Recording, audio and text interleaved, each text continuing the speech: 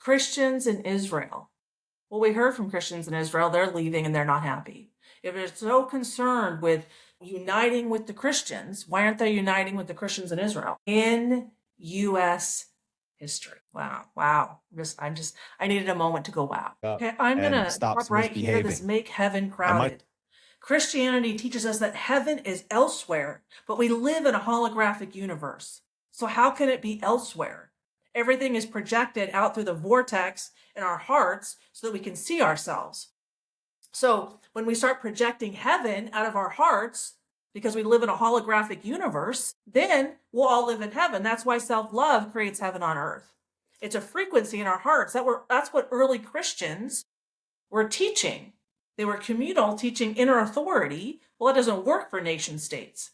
Nation states, oh yeah, you behave, you go to heaven, after you die. I mean, they're just helping a motherfucker out, right? Oh, we're going to tell you how to get to heaven. You just, the cross is the only ladder to heaven. And then you follow the cross, and then you're going to get there when you die. With no proof. Totally goes against science. Completely against science. I say one more thing. I'd love to make heaven crowded on earth. That's where I want to make heaven crowded. Let's all work together. I got my free ebook below. Teach you how to turn your wounds into wisdom, how to love yourself properly, how to operate your soul so you experience love, compassion, and enlightenment more routinely than you do fear, guilt, and shame. When that happens, for the vast majority of people, which is my mission, then we're going to jointly create heaven on earth. But, you've heard the saying, no one's coming to save you. And then when you accept that and you do the work, you figure it out, you learn a ton of stuff, and oh, wow, I could do that all by myself the whole time. I'm the only one that has sovereignty over my soul. There is no God out there that has sovereignty over my own soul.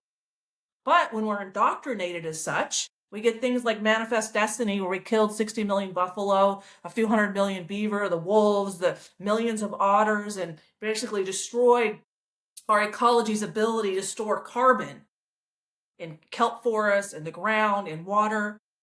We destroyed the ability of beavers to build dams, which stops flooding and wildfires and drought. Because God gave us dominion over animals and nature. Because, where I live, this ain't heaven.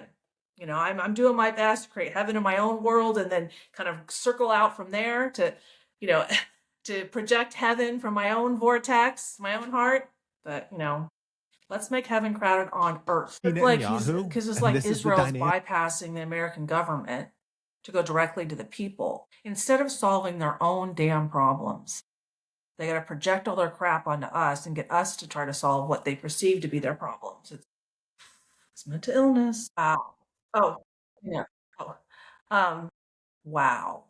Wow. Thank you, Zach, for that very informative deep dive.